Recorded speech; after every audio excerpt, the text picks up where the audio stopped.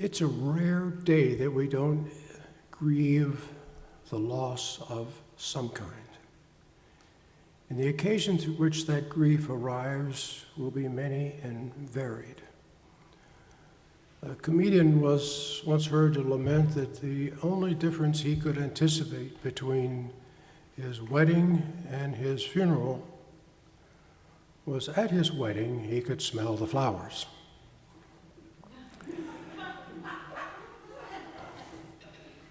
Curiously enough, there is more truth in that comparison than is often realized. In the 51 years that I have been an ordained minister, I've officiated at many funerals and weddings. I've experienced both in my own family. And what's particularly noticeable is that in a given family, the same people attend both functions. It might be the first time that some of these people had ever gotten together. But then the only time they get together is during funerals and weddings. Gee, I haven't seen you since Dad's funeral. Or, I think the last time I saw you was at Susie's wedding. They're social occasions, they're more than that. But seeing Cousin Sophie for the first time in years might be a prominent memory for the day. And there's food. Today at weddings, there's more than punch and cake, often sit-down dinners and much, much more. In many areas, there's food surrounding a funeral as well. It might be reminiscent of an old Irish wake. Friends and neighbors bring ham and biscuits and casseroles and all sort of other foods to the bereaved family. There's often receptions at a church following a funeral service. Weddings ordinarily are time for rejoicing, for throwing rice or nowadays birdseed. Weddings are for unions and reunions, for laughter and applause, and for tears of joy. They mark a passage in the lives of those getting married as well as in the lives of those who gave them birth and reared them. Substituting for the archaic and chauvinistic giving of this woman, the bride, to this man, the groom, I treat the issue of passages in a wedding service I've written with a statement and question to the parents of the bride and the groom, and I ask them to stand for this part of the service. As your children enter into marriage, their families of reference change from your home to theirs, and that is as it should be. You've enabled them to be here perhaps for this very moment where they too might bring life into a life of their own. But you don't lose your relationship with your children. Instead, that relationship changes, and you gain a whole new dimension to your family and enlarge the circle of caring people. Now your children seek your blessing on their union. Will you support their commitment to their life together? Will you be at hand when they call? Will you be apart when they seek to be alone? We accept them both. Answer, I will. Weddings change things. There's no mistaking that. And not all the tears are tears of joy. Research suggests that whereas mothers are ordinarily pleased to see their children grow to maturity, find a mate, and leave home, fathers are less welcoming of that transition. Mothers have probably been the primary caregivers and are rightfully pleased their job is complete. Fathers, like Tevye in Fiddler on the Roof, often realize too late that little girl he carried and that little boy at play are leaving before he fully got to know them, before he realized that he should have left the office earlier in the evenings or made the time available he promised on the weekends.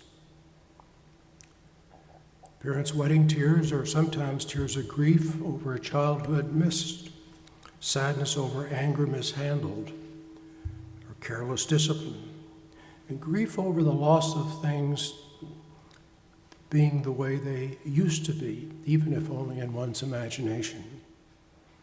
Parents grieve the loss of their children, even into promising marriages.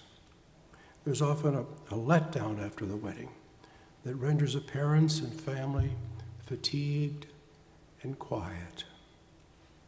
There's a realization that something was somehow lost when one's child took another's hand. My own experience with the weddings of my two daughters taught me something in a surprising sort of way. I had been a very engaged father from the very beginning, so I had none of the regrets of a childhood missed. Furthermore, I was very pleased with the young men they were marrying. And following the reception of my older and first married daughter's wedding, my younger daughter and I were sitting on the couch in the family room about 2:30 in the morning. Sharing that quiet, reflective moment, especially after the hectic weeks preceding, was a special time for both of us. She said to me, "Has it really sunk in to you that her sister had gotten married?" Well, I responded confidently that it had. After all, her mother and I had been a part of the preparation. I had written the wedding service. I had officiated at the wedding. I was surely ready for it, pleased for her, and feeling some satisfaction that the wedding was over. About an hour later, as I was turning out the lights before going to bed, I looked at the top of the stairs in our foyer to each of our daughters' bedrooms. Their closed doors at night had come to represent a kind of predictable security, indicating that they were home and safe.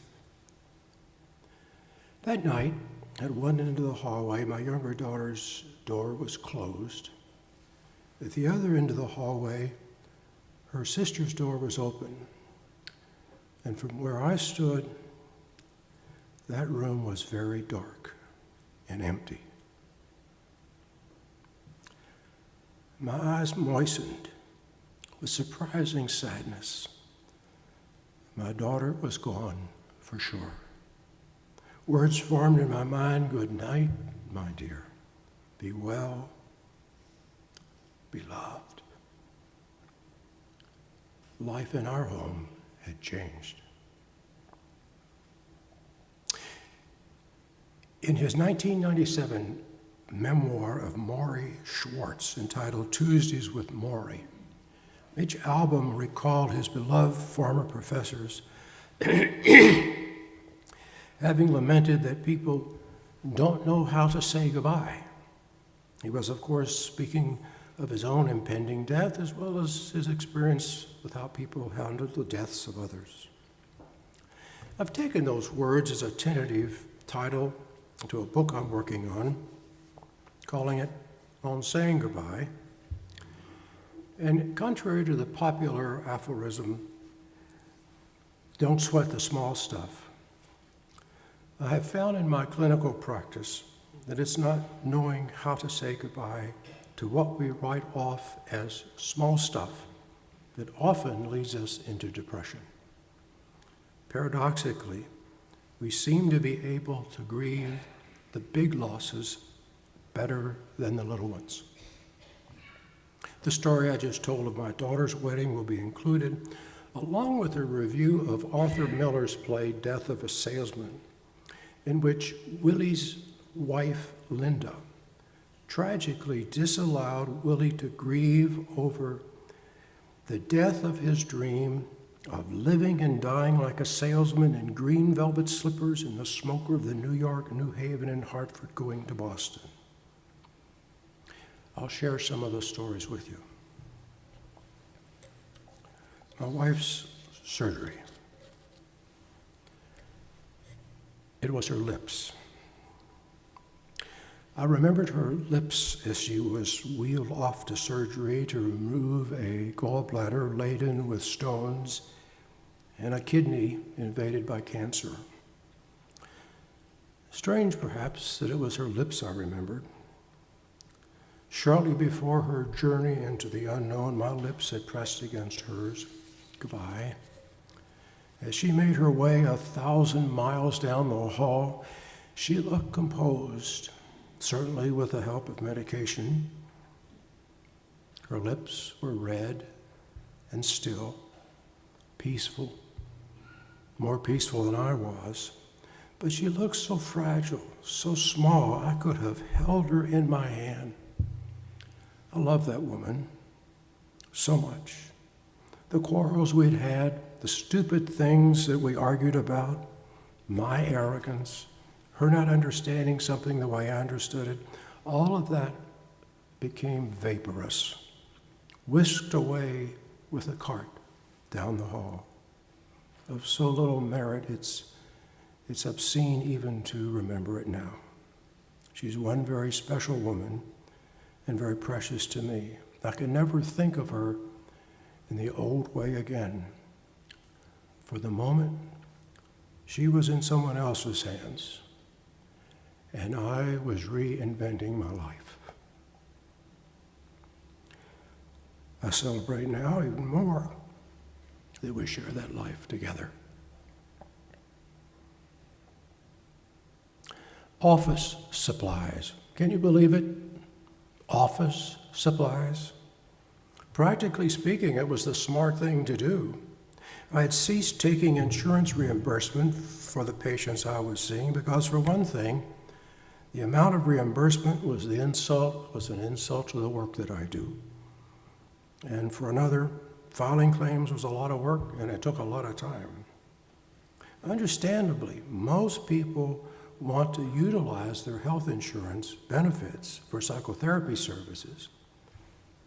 And because of that, because I no longer accepted it, my caseload was significantly reduced.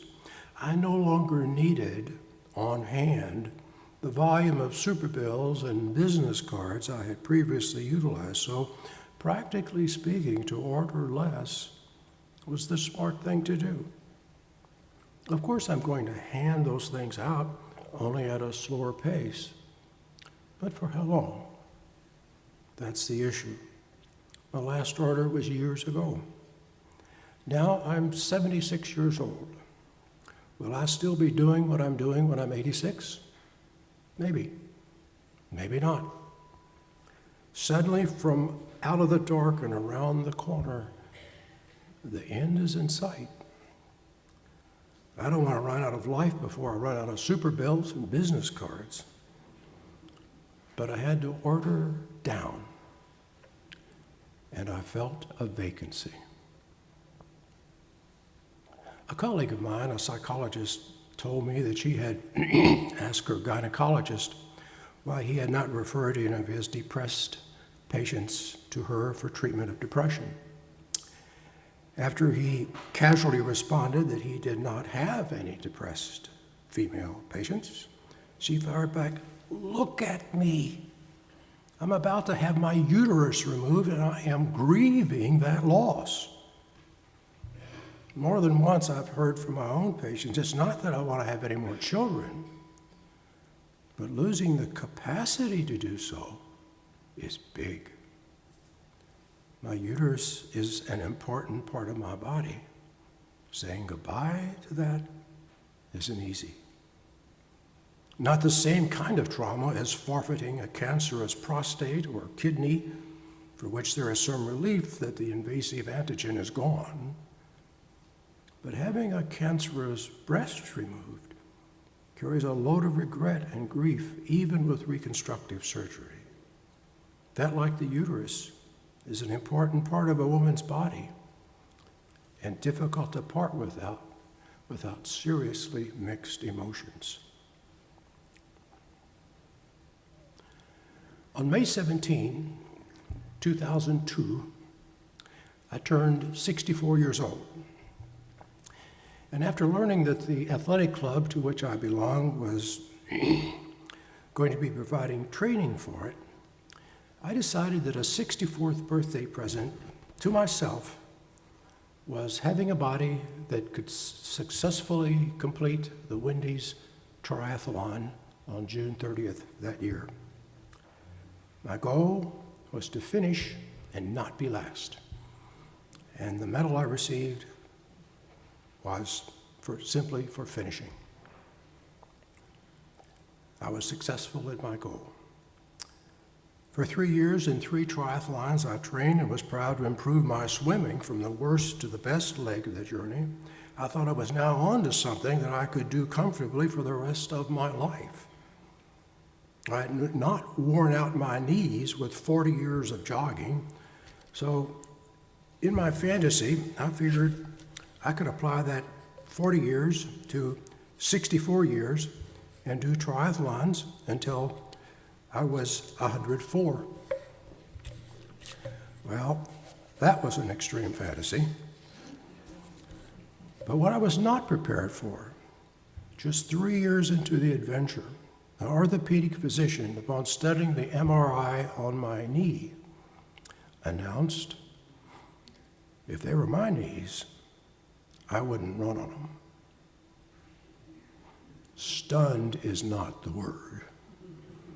I was shocked and gradually became aware that I was grieving. A year later, after reviewing the MRI on my shoulder, he sang the second verse of my personal eulogy. You can play around at the end of the pool, but swimming a half a mile or a mile is going to make your shoulders worse. Playing around at the end of the pool, after I had begun to swim better and farther than ever before in my life, wasn't going to do it for me. So at age 67, I had to grieve the death of my triathlon dream. I kind of wrapped my suffering arms around my suffering legs and all but cried. I compelled myself to revisit my body as if parts were now missing. What's left, I wondered. I could still walk, I could ride my bike, and it gradually became very clear to me that to sacrifice the triathlon for the sake of being able to walk was an easy trade-off. 2 years ago, I rode the 50-mile leg of the Ohio State Pelotonia to raise money for cancer research. That is something I can continue. That is a beginning. You know what it's like when a church loses its pastor. It's the end of an era. Presbytery helps you with your mourning and your age of congregation and search for a new pastor. There are tears and, honestly, some rejoicing. Clearly, an ending and a beginning anew. The death of family and friends is generally considered our biggest loss, and loss is a prominent motif in a funeral. Fortunately, the funeral itself helps us with our grieving. As I indicated, knowing how to grieve is important. Not that we don't do it, but that we often don't do it well. There's some basic dimensions to grief which are helpful to recognize in order not to fear them when they come and to be able to work through them conscientiously when they do. Whenever we lose something, we grieve. Our first experience with loss is often with that of grandparents in our late 20s or early 20s, late teens. It's that loss that introduces us to the reality of death. Yet, even in the faces of players and cheerleaders of a losing football and basketball game, we see grief. Our own faces manifest grief when the team we're rooting for loses. We grieve when we lose a job, or a business deal, or an umbrella, or lecture notes, or that sock that often seems never to emerge from the dryer.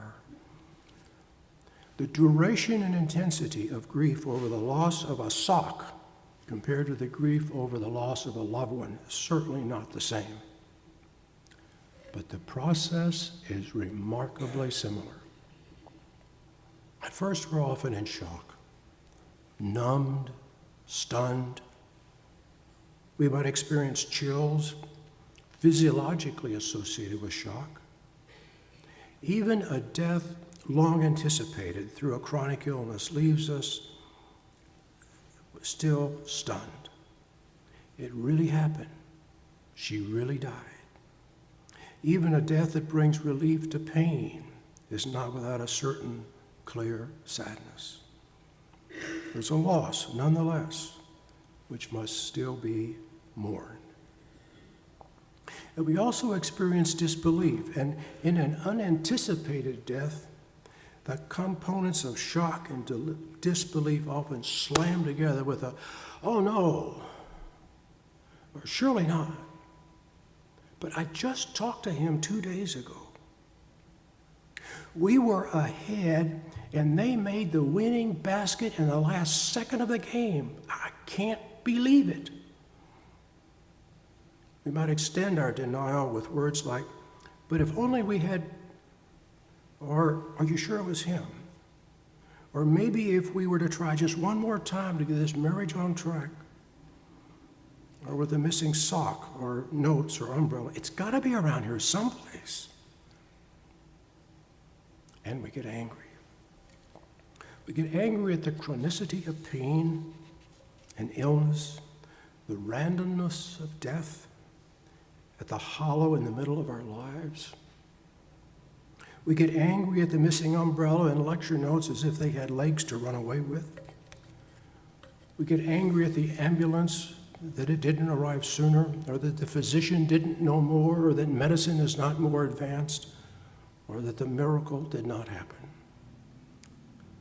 We're likely to get angry even at the deceased for dying on us and leaving us with our grief, especially if the death is by suicide. All of that anger is normal. We should welcome it, knowing that we will get through it if we manage it well. To deny that we feel what we feel, however, is not grieving well. It's better to embrace our grief in all of its dimensions in order to deal with it effectively. If we keep inside any anger we experience, we'll likely get depressed. If we keep it inside for a long time, we might begin to believe we're losing our minds, experiencing what is known as a delayed grief reaction. Finally, hopefully, we come to acceptance dimension of our grief. And acceptance doesn't mean that we like it any better having lost what we've lost, but that we can put our loss in its place and we can go on and live. It means putting a loved one's death respectfully into the context of one's life experience with that person. Part of acceptance means reconfiguring the world around us. It doesn't mean forgetting the past. It means asking what's next. It means reaching out to new experiences and new people. It often means new freedoms and directions and sometimes better relationships than ever before.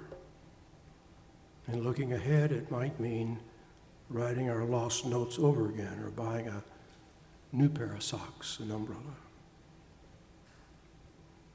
Returning from the cemetery, the family gathers back at the home place, pulls the ham and casseroles out of the refrigerator, and often finds a power in that fellowship that brings healing to them in their distress. There's often gaiety and laughter, not in disrespect, but in affirmation of what they have together. In recovering from grief, there's the beginning of a new perspective on life and a emerging from an appreciation of what one had before. There are new boundaries, new structures, new ways of doing old things. People rely on themselves. While they surely miss what they lost, they don't need what they had in order to go on. Even from a single loss, there's a multitude of endings and beginnings. There are changes. A child leaves home for college or work or marriage. a loved one dies, or in some other way exits a relationship we cherish. We're clearly saddened by our losses, but as persons who matter, we're compelled by our faith to put our losses into perspective in order to embrace the life we have. Jesus blessed those who mourn, saying they shall be comforted. He further pledged to his disciples that even without his being physically present with them, what they had worked for would endure, and in that promise was hope.